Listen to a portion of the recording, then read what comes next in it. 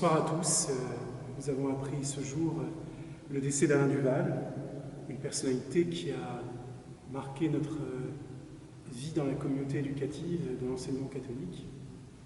Une personnalité aussi qui a œuvré beaucoup dans le diocèse d'Amiens pour les malades de Lourdes, pour l'hospitalité de Lourdes. Et je voudrais prendre ce temps de la prière quelques instants avec vous en ouvrant l'Évangile. Au moment où tous nous allons prendre le temps du recueillement pour Alain, mais que ce soit surtout déjà un temps de gratitude pour tout ce qu'il est, parce que son œuvre, elle reste vivante, son sens du service des autres, de l'autre, son sens de la justice, du bien commun.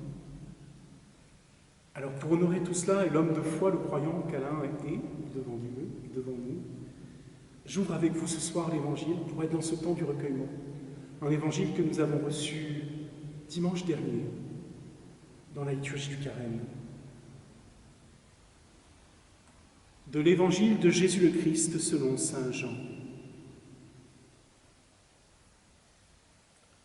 En ce temps-là, Marthe dit à Jésus, « Seigneur, si tu avais été ici, mon frère ne serait pas mort. Mais maintenant encore, je le sais, tout ce que tu lui demanderas à Dieu, Dieu te l'accordera. » Jésus lui dit, « Ton frère ressuscitera. » Marthe reprit, « Je sais qu'il ressuscitera à la résurrection, au dernier jour. » Jésus lui dit, « Moi, je suis la résurrection et la vie.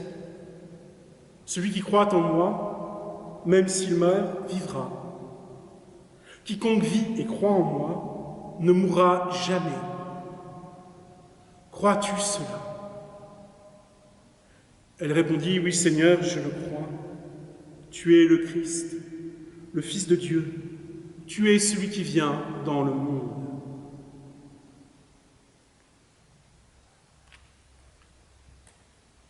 Cette image de la foi de Marthe, je la reçois avec vous ce soir. Deux mots, je crois.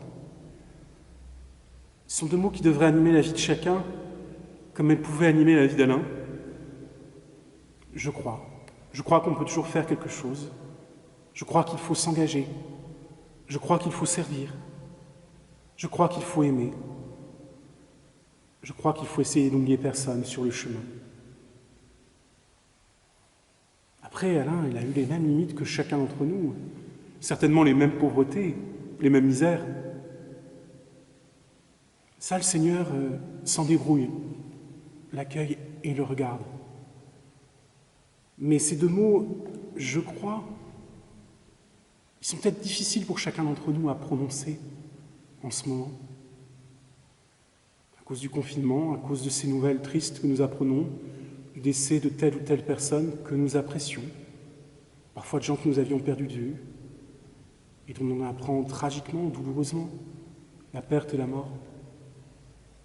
Alors entendre dire « Jésus, moi je suis la résurrection et la vie », c'est un vrai défi. C'est une réalité qui nous bouscule. Crois-tu cela ? À nous nous emparer cette question, de ces trois mots. Crois-tu cela ? Crois-tu que ta vie, elle est faite pour ce temps d'aujourd'hui, ces années que l'on compte à chaque anniversaire, mais aussi pour quelque chose de plus grand, qui te dépasse, pour une promesse de vie éternelle. Pas une promesse de l'au-delà, du trop loin, du très loin, mais une promesse aujourd'hui, parce qu'à chaque fois que tu crois que tu peux faire quelque chose, que tu peux servir ou aimer, tu fais triompher la vie.